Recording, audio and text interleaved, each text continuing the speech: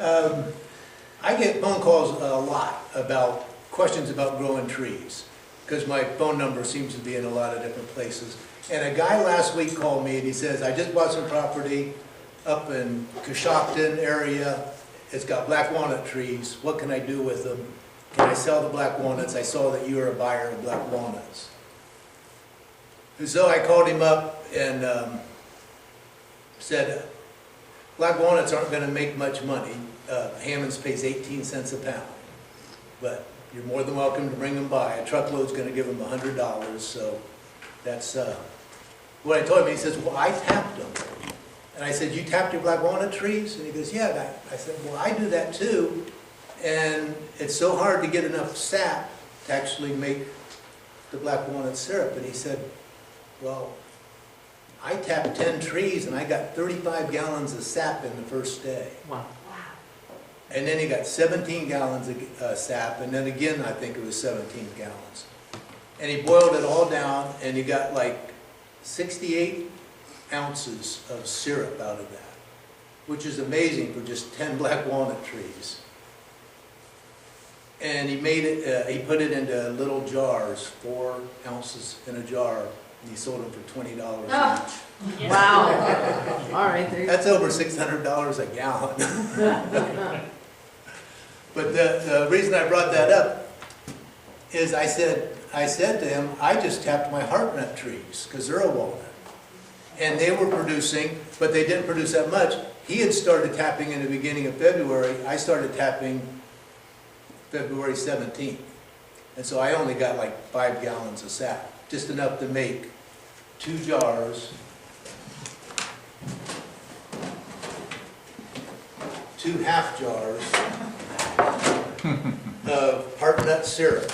And I brought some spoons so later you guys can take a taste of it. How did you boil it down? Well, since I only started with 5 gallons of sap, I did it in the kitchen. But normally I would do it, I usually do maple syrup, and I have a sugar shack that I would go outside. But this year I didn't do maple syrup. I was just too busy and I couldn't see, and I had to sit. I couldn't lift anything over 20 pounds for about 3 weeks, so I had to take it easy. And I went and trimmed trees, and all the trimmings are just on the ground, waiting for me to pick them up. Okay, Heartnuts. The mild tasting, easy cracking, fast growing, heart healthy walnut. That's all true. Everything on there is true.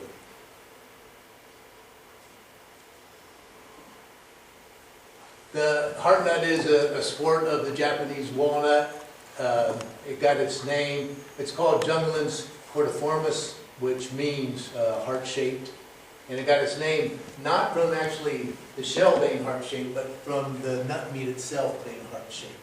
Because there are heart nuts, and you can see over there that the shell is more teardrop, but when you open it up, it's still a heart-shaped kernel inside. Oh, and the Heartnuts, they came over in the 1800s, and they slowly started to hybridize with the butternut trees. And our butternut trees in this country were all dying out from a blight. Well, all the butternut trees that crossed with the Heartnut have survived. Their progeny has survived. They're growing great. So if you find any butternut tree, it probably has Heartnut in it if it's still alive. And you can usually tell because a butternut is an oblong nut, but if it has a little bit of a protrusion like this, then it's probably got some Heartnut in it. But it'll still be all gnarly, just like a butternut. Okay, planting. This is my first batch of Heartnut trees from Grimo Nursery. I bought them from Grimo out of Canada. It's 10 trees I got from them. And do not use a nibble bar to plant nut trees. It just is not good for the roots. You have to get the roots spread out. Dig a nice big hole. This would be a bare root tree, and this is one like right over there in the pot. On the bare root, you need to spread those out, and even on the potted ones, you want to spread those roots out when you plant them. There I spread them out, knocked off a lot of the dirt and spread them out. And then you want to dig a hole so that the root collar is level with the earth. I dig my hole a little bit deeper, and then I take a clod, one of the clods, and set it down in there, and then I spread the roots over that. That way it won't sink down, but the roots are nice and spread out, and they're not just going to be all bunched up when I fill it back in with dirt. Then you fill it back in with dirt, and I take the sod that was around, that came off, and turn it upside down and make a little ring around there. Then you want to fill it in with mulch, 3, 4 inches, 5 inches of mulch. Normally I use a hay because we have lots of hay, and I put 4 flakes down by each tree. Put a tree tube on it to protect it from the deer, and also it'll stimulate the growth. It'll act like a mini greenhouse. And stake it. Another thing you can do is put one of these wire cages around it. Some of my trees, like hazelnut, you want to just do a wire cage because that tree tube, for some reason, and hazelnuts just don't go together. It's really important to trim heartnut trees. That's a heartnut tree. These are the branches. There's some heartnuts. They don't grow tall and skinny like a black walnut. They grow fat. This is the branches that are hanging down. These will all touch the ground in another couple of weeks. They get these clusters of the heartnuts and they just get heavy. There they are touching the ground. And there's one. Really sad. So what I did last year, well, I've done it every year, but last year was the most. I would tie the branches up of the ones that I didn't trim off. Now I'm getting them all trimmed. There, this is what I'm doing now, making sure I get a 10-foot clear span. And the 10-foot ones will still end up touching the ground, but you need to shorten the length of those extra branches and encourage it to stay up in the air.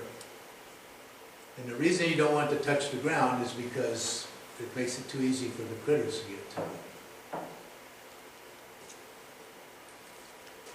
You have to graft your heartnut trees. You can plant a seedling and it will produce a heartnut. It may not be exactly what you want. It's like an apple tree. So you have to do grafting if you want to get a particular one, like the heart-shaped one, Simcoe, or you want the larger one like the Stealth. This is a black walnut tree that just started growing in my front yard, and my wife didn't like it in the front yard. And there were power lines above it, so I just cut it off and put 2 little sticks in there. And 4 years later, you can see the one stick is the one I kept, and it's growing. And then 4 years after that, that's just last year, it's completely healed in. That's in May of last year. All these branches ended up coming down to the ground. And so I had to climb up in the tree and tie all of them up to keep them from touching the ground. There's a bud graft. Note the date, 6/11, 6/21. That's not when I did the graft. The graft was done late in the year before. When you do a bud graft like that, it'll just survive over winter and then start growing. But the point here is going to be that heartnut trees grow like a weed. That's just 2 weeks later. And there it is. I cut off all the extra stuff. There's the bud growing up.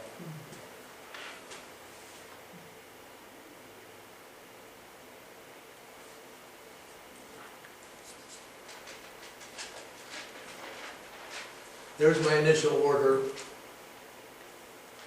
7 Heartnut trees in 2008 and then 10 in 2009. It was an experiment. I didn't really know that much about Heartnuts. I just thought I'll plant them, see what happens. And there they are. I planted them in 2009, 8 and 9, and by 2014, that's how big they are. And you could probably get 20 pounds off each one of those trees at that time. Did I? No, but the squirrels did. And then this is the next year. I bring in a lot of compost to put around the trees, and then bales of hay to. So even though they're that mature, I was still making sure that I don't want any weeds growing around the tree. What are the blue barrels? The blue barrels. They're 55-gallon drums. Yeah, but what are they there for? Oh.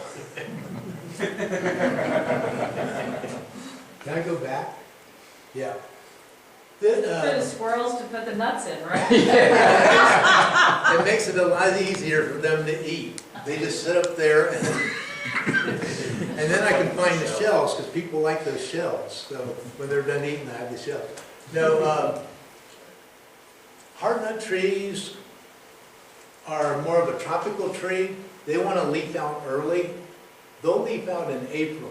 And a black walnut doesn't leaf out until May because it's used to Ohio and it knows you can get those late frosts. Well, I put a 55-gallon drum of water underneath each tree, and it's filled with water in the spring. As soon as I see that they've leaked out and there's flowers, I go ahead and fill those with water and let them sit there. And they generate enough heat to where if it just gets down close to destroying them, it makes a difference. It keeps the buds from dying.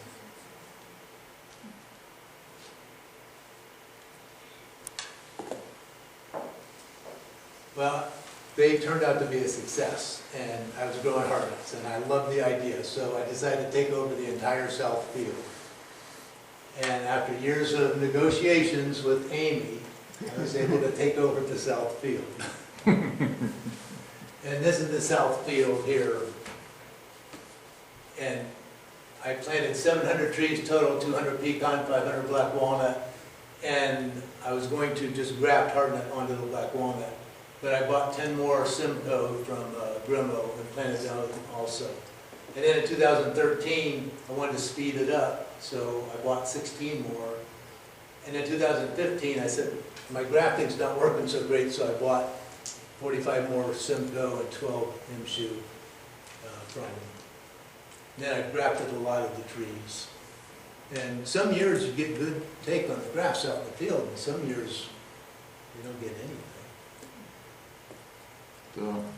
So that's the field. This is my very first planting of black walnuts. It was too dense, and it still is. It's terrible. And this is where I planted the initial black walnuts right there. I mean Heartnuts, and they did well. And then this is the field that I took over and just planted in 2012. What kind of spacing are those? This was 12 by 12. That's stupid. So I got smart and I did it 24 by 24 in the new field. Well, now I realize that's stupid too. You want 24 by 48 or 48 by 48. And what I'm doing is my next planting is going to be, the rows are going to be 48 feet apart, and the trees will be 24 feet apart. That way I can thin out some of the trees, but I don't have to thin out that many. Every other one of these rows is going to be gone. How many acres is that? 20. 20. Yeah. And that's a Google view of it. There's the heavy dense area that I'm still trying to thin out. And then those rows there are the pecan trees. They're just slower growing, and then these are the Heartnuts and the black walnut. So black walnuts get a lot larger than your Heartnuts. Taller. Well, even spread. No. No? No, not if you plant them at the same time. The Heartnut wins. Okay. I was thinking black walnut would be a lot larger and would take more than if you were planting them all on 48 by 48 or so. Yeah, black walnuts grow fast, but not as fast as a heartnut. Heartnuts really grow fast. Too fast. You get a lot of tree damage. So the way I negotiated with Amy was we would still grow hay. Because she raises horses and she needs a lot of hay. So we continue to grow hay. That's 2012 when I first planted them, 2013 and next year. And 2014, we're still taking hay.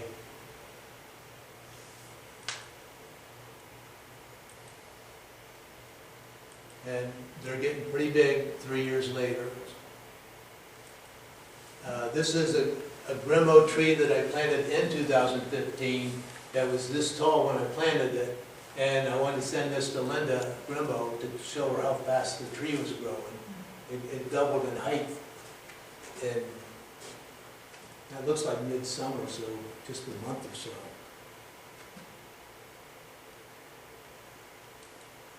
In 2016. At this point, I decided I'm just going to start mulching around the trees that I know are going to be the permanent trees.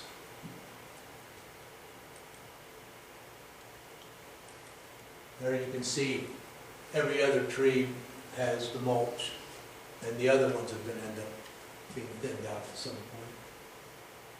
So you thin out your grafted trees too? Yeah.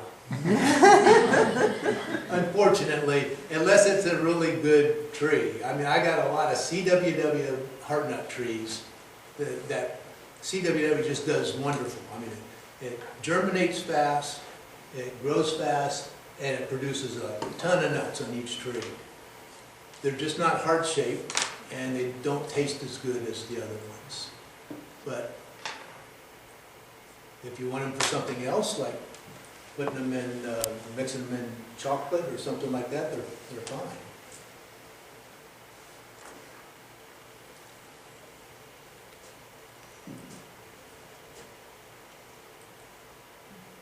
In 2017, what I've done here is sometimes it rains on the hay and I can't bale it for the horses. So I get free mulch and I just rake it over to the trees. This will be the first year we're not going to take hay off. It's finally fit. Yeah. Do you ever have any trouble with voles getting into that stuff and working over the trees? Yeah, everywhere I do that, the ground ends up becoming nice and pulverized from that. It doesn't hurt anything. No, I mean voles, little Rodent. meadow voles. Yeah, yeah. But do they take the bark off from them? No, No? they don't hurt the tree. Every time I drive out there, I mean, voles are running across the field. They must not have a taste for those. That's Did they like the chestnut? They love it. Oh. Yeah, because when I walk out here, if I walk down that, like in another month, it's moles and voles, it just loosen that dirt up and my feet will actually sink in no matter where I walk. And then you just come right over to here and it's firm. Everywhere that I have mulch, it just instantly gets covered, dug up by worms, voles, and moles. If it's the jugulans. What? Could be. Yeah, I was wondering if it's the jugulans, they don't like the jugulans, because they usually do a number on trees. Oh, But maybe the jugulans keep them from eating it. Sounds like a good place for American kestrel boxes. what's that? So a little, they call it sparrow hawk. It's a little falcon. Only about 12 inches tall or so. Well, I'm trying to encourage snakes.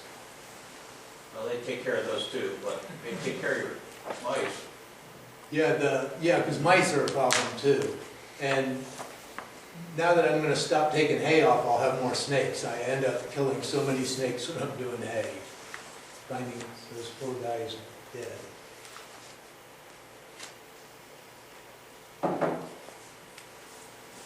And this is just last year.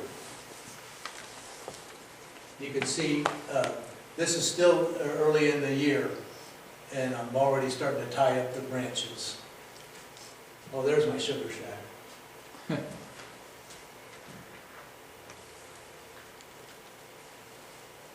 And, yeah, it is early in the year. You can see all the catkins hanging from the tree. That's the main thing that they brought Heartnuts over to this country for, was the tropical look of the tree. It's got big leaves and the catkins when they hang down in the spring. So in this photo, why did only some of them have the protector, the metal guards around them?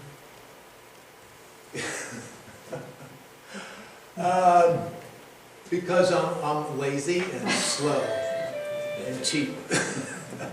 But I'll get to that in a minute. Okay, sorry. If you look at in the middle, the tree behind the one with the protector, he's already girdled it to where you can tell he's going to be taking it down. Yes, You can see the girdle You cut. can see the girdle.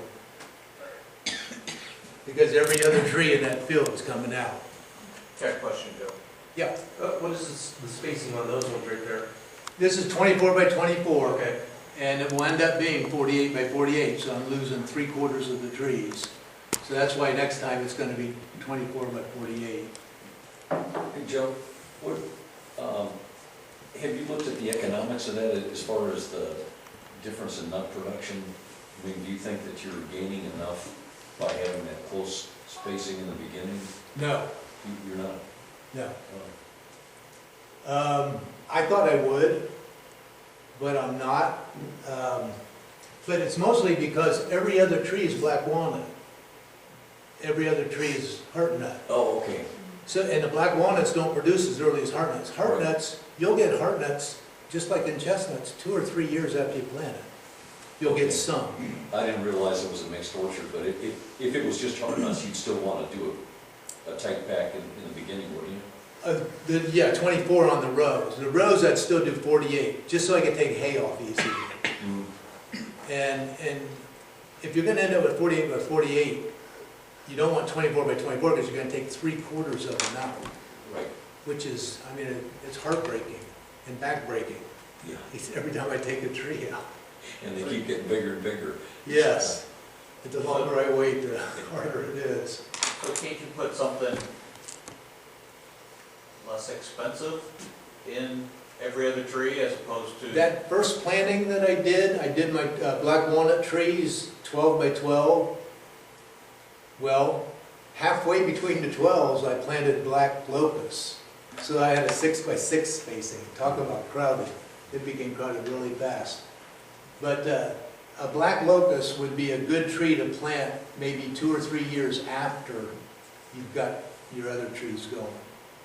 The black locust put nitrogen in the ground. And you can tell the difference. It makes everything grow so fast. The black walnut trees in that dense area grew so fast that when we had that derecho come through, that high wind, most of them ended up leaning over like that. And I had to tie them all back to straighten them up. When the limbs bend down with all the weight of the nuts on them, you get very much limb breakage at all? Not a lot. They're pretty flexible. They're not a lot. Okay. But as I'll show you in a minute, it gives a pathway for the squirrels and raccoons and stuff. That's why you don't want to touch the ground. So are you shortening every limb then on there? Like every single one, or just the lowest?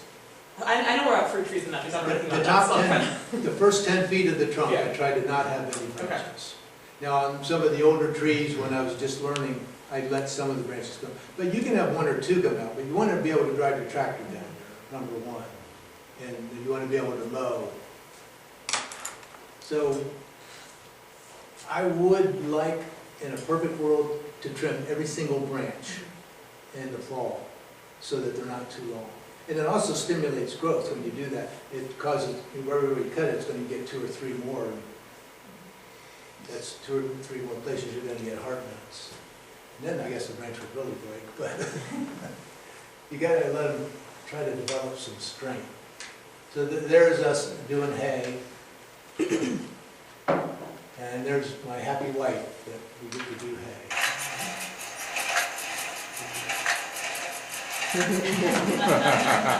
Oops, I took out a tree. And I love being on the hay wagon when we're baling out there. And I might even do a first cutting this year if I can get it in May. But it has to be in May, because right now the canopy closes by June. Wow. There's the hay. That's still just off of 20 acres? Oh, yeah, yeah. That 20 acres is bottomland, floodplain, and it grows things really fast. Have you noticed like the herbaceous layer change from wherever you were growing? Red clover, timothy, like has it changed as it's gotten shadier?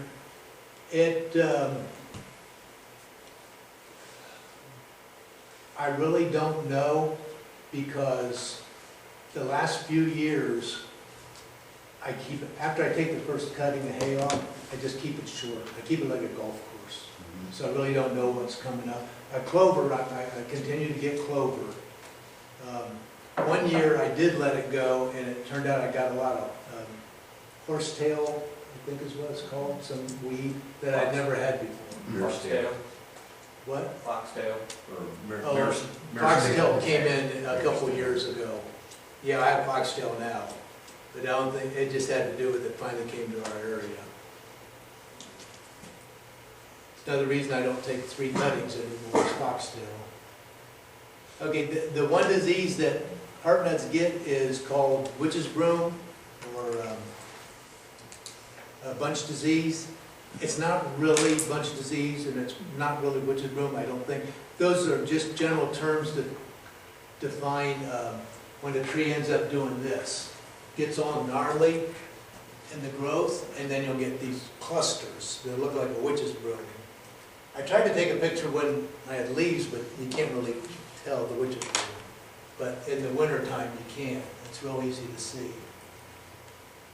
There, it's really gnarly. And there's a lot of different things that cause witch's broom.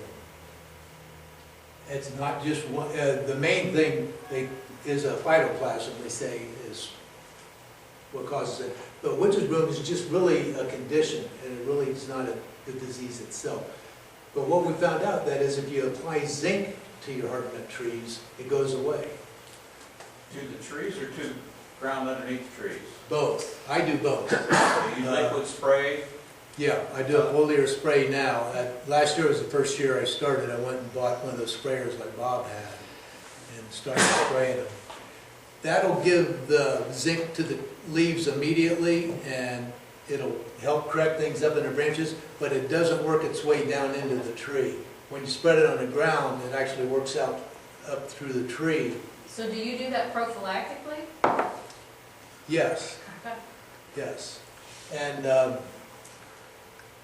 well, when you put it on the ground, it works up through the tree, but it takes like 2 years, 1 to 2 years before you'll get anything. But you want to cut this stuff off if you can. I've had some trees where I just ignore it and try to get the tree to come back to health, and it'll just die off. You can see all these little spores on there from once, they seem to only grow 1 year, and then all this wood gets these spores and it just falls off. But if you kill one of the branches for another reason, it'll still get those spores. It's just something that grows on the dead wood. There's my real enemy. Squirrels, raccoons, and sometimes mice. But squirrels and raccoons. When I first started growing the Heartnut trees, I would come into the tree and I'd see this, and that's in one day. Just one night of them having a little party under that tree.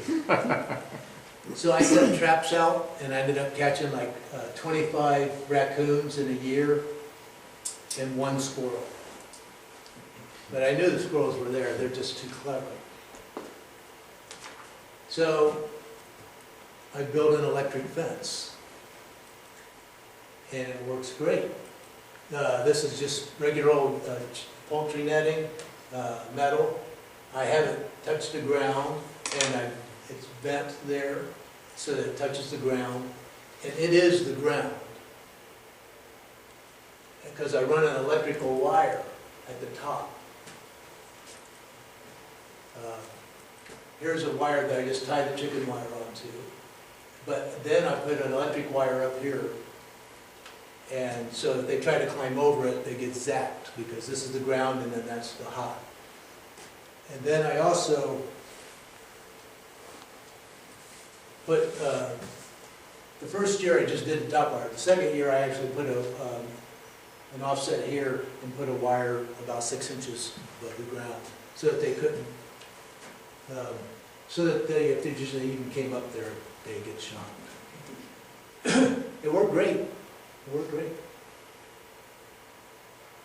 So then how do you keep the weeds out of it? Use a herbicide, you spray it? Oh, I'll show you. But now I'm doing these cages.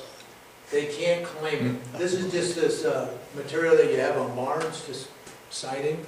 That's 2 pieces, 2 3-foot pieces, and I screw them together and put them around the tree.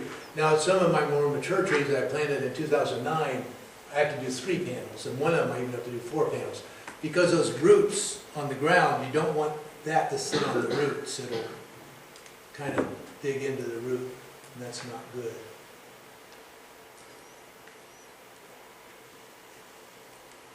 Watering. You can't overwater them, but I try. Whoa.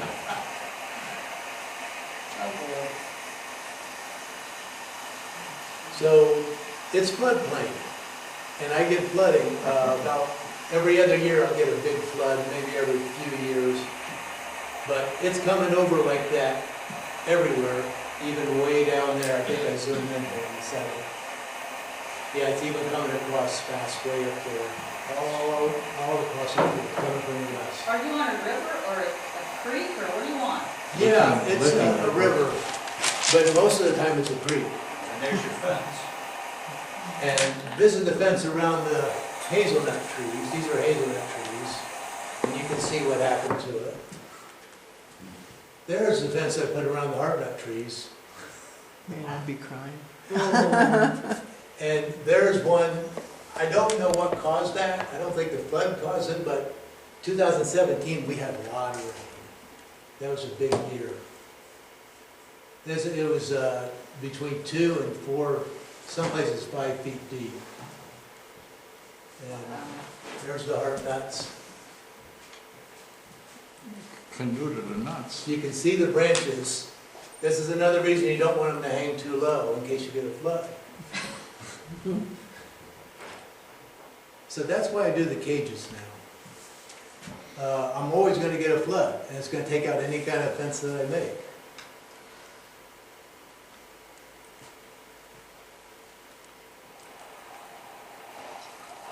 Good kayaking.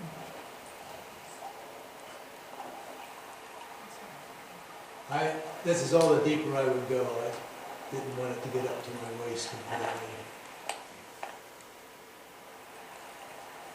It's a lot of water. But look at the color of the water. That's bringing a lot of free fertilizer.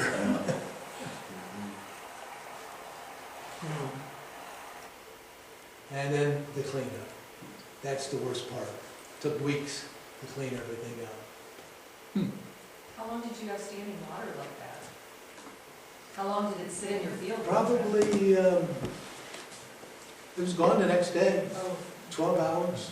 Yeah, wow. that's amazing. It's well drained. Do you have any tile? Is your field tiled at all, or it's No. not field tiled? No, and I need to tile it, but not for the most of the field. There's certain areas that I need to tile. And where I'm getting ready to plant chestnuts, I need to put tile in. But black walnut doesn't mind. You don't have to tile for black walnut or heartnut. But for pecan, you do, and for definitely chestnuts, you need to tile. They don't like the wet feet. For harvesting, there I showed you a picture before. I go to each tree. I got this long stick, 20-some feet long, put it up on a branch and just shake it, and then they just come pouring down, and I fill up. And I'm usually getting about 2 5-gallon buckets of nuts from each tree. They are in a little thing. I marked the row and the tree number and the date that they were planted. That's Simcoe that was planted in 2013. And that's how I clean them. I set this up on the driveway and I just put the nuts in there, and all you gotta do is give them a squish. You don't have to take it completely off, just enough to break that, the green shell. And then I put them in there and have that spin and spray it with a pressure washer. But I found that I don't want too high of a pressure, so now I'm doing 1700 PSI, and that seems to be perfect. I was, the year before I did 2100 PSI, and I think it penetrated and changed the flavor of the nut. And since I have sulfur water, it didn't make it a good flavor that year. But 1700 PSI, it didn't seem to penetrate, and it cleaned it off really well. All these went through the pressure washer to get that clean.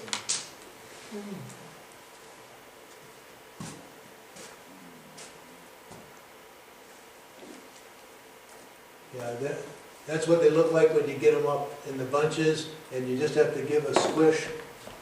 But I had so many Heartnuts this year, because of the cages, I was actually able to get to them, that I gave up on that foot squishing and made a huge area of them on the driveway and just drove my ATV over them back and forth for about 5 minutes, and until they got all squishy, and then I just took these big shovels and scooped them, and took them over and cleaned them. Could you put them in the driveway and put a couple of 4x8 sheets of plywood over it, drive over that, would that be enough? It wouldn't. It'd be like a bed of nails. You can lay on a bed of nails and it won't poke you. I tried to do that with a big board and Nothing. no. And even when I'm standing on it with these boots, I have to do my heel and then toe. Right. Because if I just put my foot down, I just don't weigh enough to squish them. So if you use the equipment you get from Hammond's, you can't use that on the Japanese? You know what when you collect nuts, the black walnuts, you wouldn't put that through that machine? Oh, the Hammond's Yeah. machine? Would it ruin them or it'd be too harsh? It knocks these tips off. Oh, okay, That's the problem. These tips get knocked off. okay. And that's the key to opening these, is getting the tip knocked off. And so if you just not take that tip off a little bit, you can actually see into there, and then it ends up getting contaminated. Yeah, I am a buyer for black walnuts for Hammond's, so I have one of their haulers, Yeah. and I tried it. It won't even do good black walnuts. The thin chill Oh, they're black too walnuts, thin, it okay. cracks them. Have you tried a hand crank corn sheller? No. Because the one that I have was in a fire and I haven't gotten around to fixing it up. But I've heard that it should work. Because that works with black walnuts, but I Works didn't with know. black how walnuts, it right. worked. I know for black walnuts, some people let them dry out and get black. Have you ever tried that for that? Yeah, this stuff, that turns into an extremely hard leather. Oh, okay. It's almost impossible to get that off. So it's not like regular black walnuts where they just flake off? Yeah, So and you what, really need to get that off when it's green. yeah, you need to get it off when it's green. The longer on a black walnut and on a Heartnut, the longer you leave that hull on, the darker it gets, the more it's going to make the nut meat darker and stronger tasting. So the quicker you get it off, the better tasting it'll be. Joe, one thing you might try, we've developed a machine for taking the hulls off of chestnuts with the burrs off. It just has two ATV tires that are flat across the bottom. And they're geared so that one spins half the speed of the other. They spin Yes. in toward each other as they bend. Yes, that's exactly what I'm going to try this year. Yeah, if you want to take some pictures of the one, we've got, it works pretty well.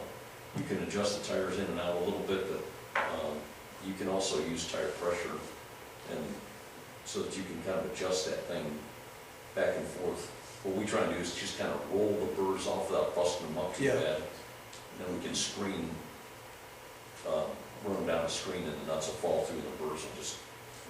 Yeah, I want to definitely look at that. That's the idea I have in my head, is that because they just need to be squished. They don't need to have it come off completely, which I run them through the pressure washer and that cleans them up. But just enough to just squish them, those two tires, I thought would be a great idea. Yeah, it does, it definitely, I think it would work really good on that. I hope I do it this year. Yeah. But this is the odd, this is an even number year. No, this is an odd number year, right? Yes. 23, okay. Black walnuts do very well on the odd number years. I mean, in the 18 years I've been buying black walnuts, the odd number years are always good. 2017, I did over 200,000 pounds of black walnuts. Is 6 semi-loads I had to send to Missouri. So 2017, I had a bumper crop of the Heartnuts too, because of the flood. But I probably got a couple buckets because I didn't have time. I was too busy with the black walnuts and the squirrels got the others. And they had destroyed the fence. I didn't have the metal cages up yet. Remind me about that when I bring those trees up. 'Cause Yeah, I will. in case is it at, That machine's down which there. cooler are you gonna have the trees at? I'll probably have them up here in Portage, but I could probably take them down to, I could probably take them down to Ashland. Which one was the blueberry place? The blueberry place is up, Portage up here. Okay, that's where you're gonna have them? Yeah. Okay. Yeah. And is that where the machine is? No, Oh, unfortunately, okay, the that's machine's down there, but I could even travel with you down there and show you the thing. Okay, that'd be great. Just if I'm going to hook it up so you can see it in operation. Yeah, and maybe I'll just bring all my Heartnuts up there too. Yeah. If I don't, You know, if it's a different season, we might be able to just send you the machine down there. well, I guess that'd be another way. Marketing. Well, Brian's the guy to talk to about marketing. He does the farmers markets for his honey, and he came up with a lot of good ideas. He gave us a talk, and it's in one of our old newsletters. But basically, that's what you get. I've got them. Oh, here they are.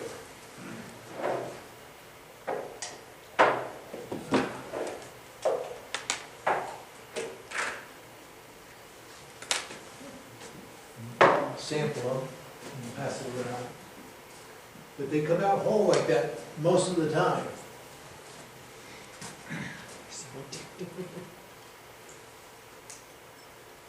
And they make great chocolate. So you get those chocolate molds and you put the chocolate in and the nut in, and so you get a heart nut and a heart candy. Another thing you can do is the coating and cinnamon and sugar, egg yolk and then cinnamon sugar, and then you bake them in the oven, and they're wonderful. Egg yolk? Not egg white? I like egg white. Yeah.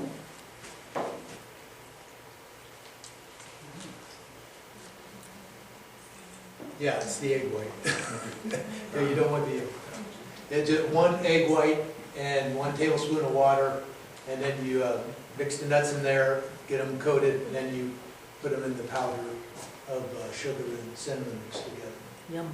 And they come out great. This was, I packaged all that up to send to my mother. She lives in Seattle. She got it all and had the rest of my family eating it and her eating it, and thought that it came from the store. I said, no, I made that. She says, you didn't make it. I said, no, I made it. It's for you.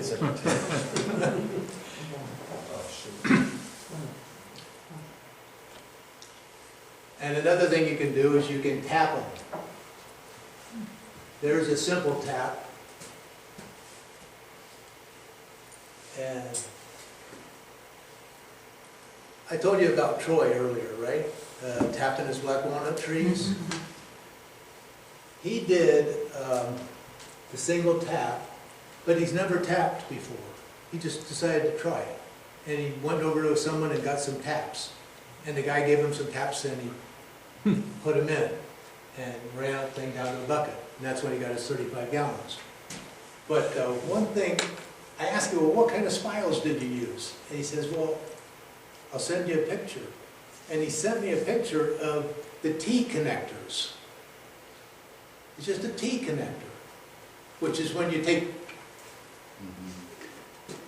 oh, I didn't, I thought I had a picture of that. I don't. Okay, it's, you take two of them, bring it together to another line. Well, he took the T connector and drove it into the tree so that one end came out this way and he put the hose on it, and the other end was just open.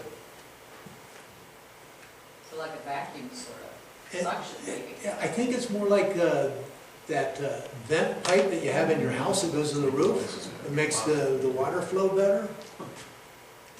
So with maple, you don't need to do that because the pressure is so high inside the tree of the maple tree that it just comes pouring out. But on a black walnut and a heartnut, you're going to want to, I have it all going to a vacuum. Those tubes all run there to a pump, a vacuum pump, and then go into a bucket to fill it. But apparently, just having that thing, or he has magic trees. His black walnut trees registered as 3 on the brick scale. And maple trees are 2 to 4. So that's really good. These measured about 2, my Heartnut trees.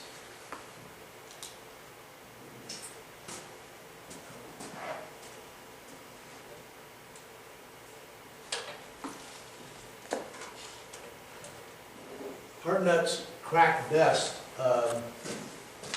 if you soak them overnight. And if you forget to soak them overnight, I put them in this thing.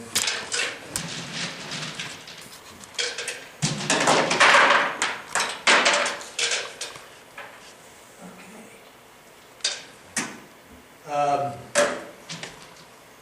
They will crack just fine without soaking them overnight.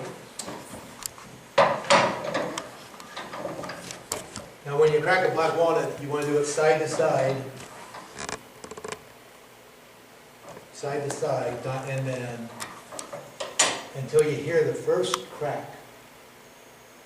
You mean Heartnut, you said black walnut. Okay. Heartnut. Don't go any further, because then it'll open like a locket, and then the nut meat will come out whole. And the nice thing about the Heartnut is it has a pick, make it easy to get the nut meat out.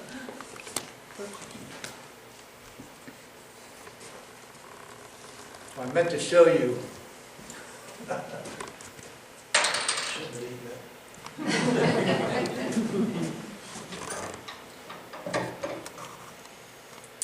First crack. Open it.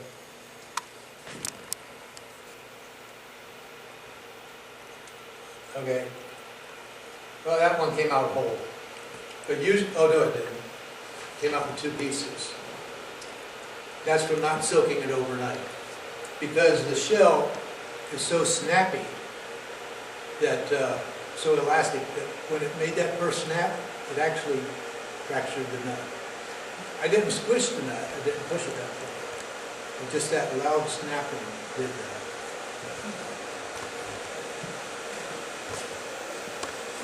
So I bring this to a boil, and as soon as it starts to boil, I just turn it off and let it sit for 5 minutes. That's all you have to do.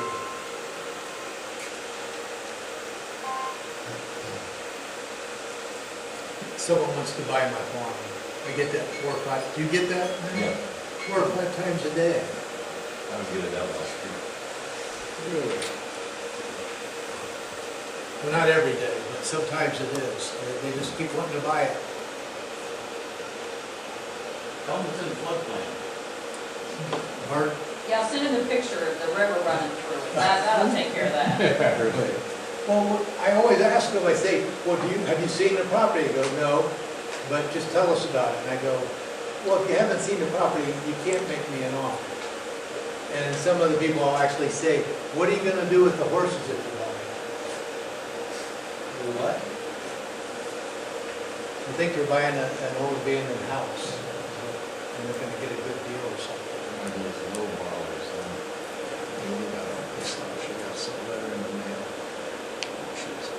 So we're on the cracking section, and there's no pictures. It's just me doing this.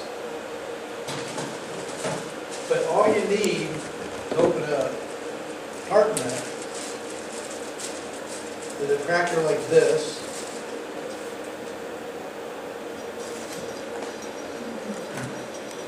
And then you put the nut in there, and you can turn it until you hear that first crack. But the problem with this is this nut will actually turn, and it makes it harder to just keep it centered in there.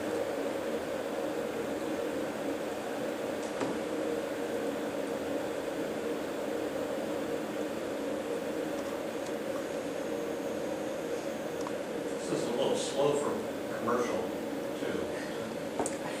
Yeah. But a lot of people aren't gonna spend $100 on that nutcracker. But for $10, you can get one of these. But what it needs is this part to swivel. Now, when you order this online from Hammond's, it shows that this swivels. But when you get it, it ends up being this.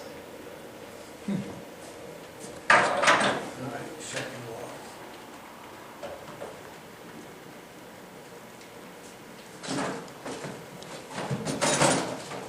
But vice grips. Vice grips, Harbor Freight, $5. They'll crack it just fine. Just go to that first, oh, I went a little bit too far. And they'll open up.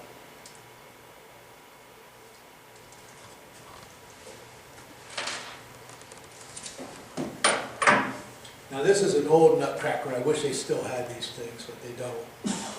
You can actually bolt that to the table, and then it'll go pretty fast. And this part does swivel.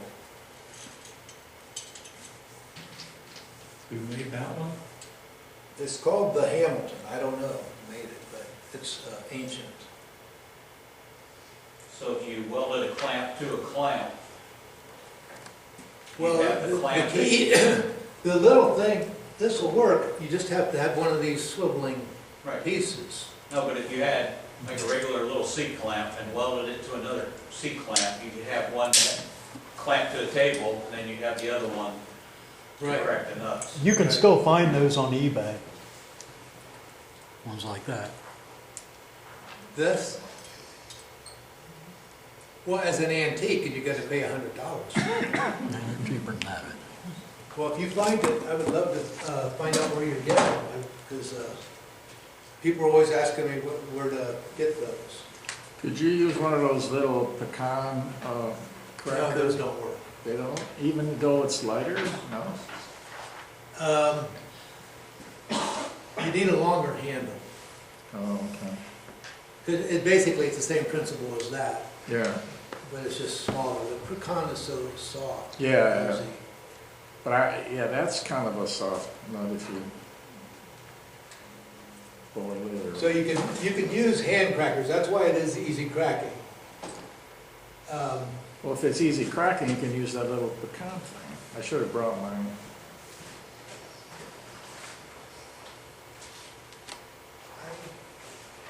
I had a picture of what you get on eBay or Amazon. You mean the handheld ones? Or the Yeah, ones the little triangle ones. When you see them online, it's called the Do It tool, all one word. This handle's green, and it shows that this swivels. You order it, this is what they send you. And then I had one place, I actually talked to them, and they said, oh yeah, we have the green handle ones, we'll send it to you. And it came 2 days ago, and they delivered it to a guy named Eric, and they left it on the dock. I don't know any Erics, and we don't have a dock at our farm. You might need a dock though at times, you know? UPS messed up.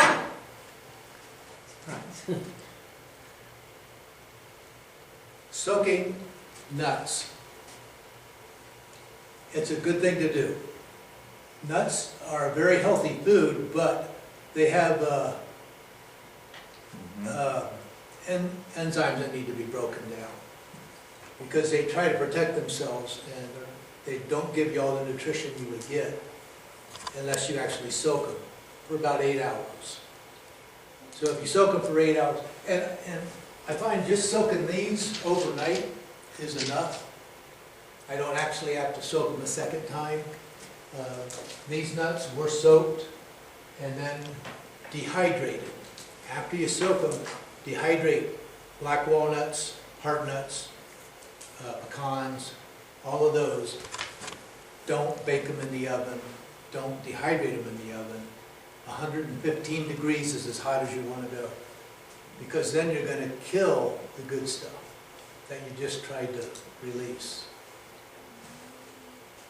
And also it changes the taste.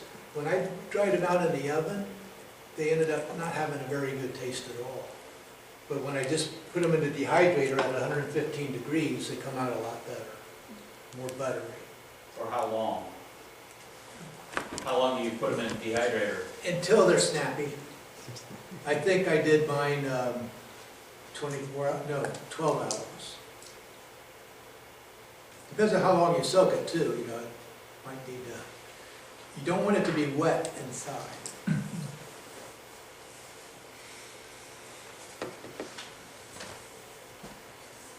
Questions? Really dumb question. So when you dehydrate them, are you dehydrating them while they're still in the hull or after you? No, Shell not when they're like this. Okay, so you rinse them again. You soak them after you shell them, and then you dehydrate them. Yes and no. It depends. If you soak them Like that. in the shell long enough, overnight, you'll crack it open, and when you open it, you'll see that they're wet inside. Okay. So that counts as your soaking. Okay, got it. But if you don't do the soaking overnight, and you just crack them, then you're gonna wanna soak these for Okay. 8 hours or so. 6 to 8 hours you soak them.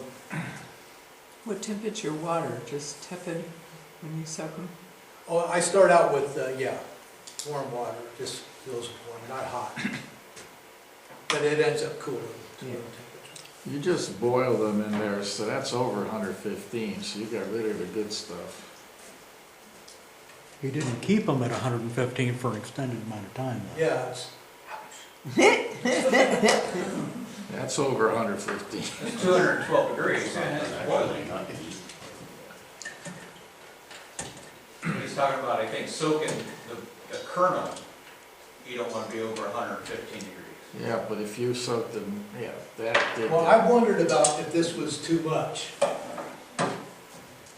But it just means it won't be as nutritious, but it'll Now- still taste good.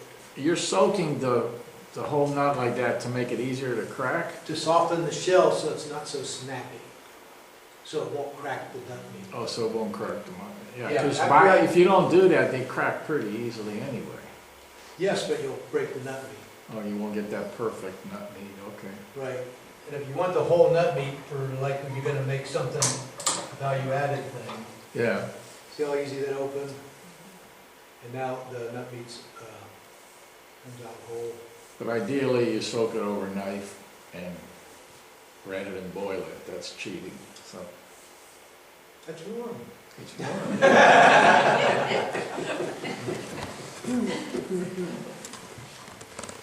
I have a question. When you bought the nuts from Grimo's, they were grafted, where was the graft? How high from the ground is the graft?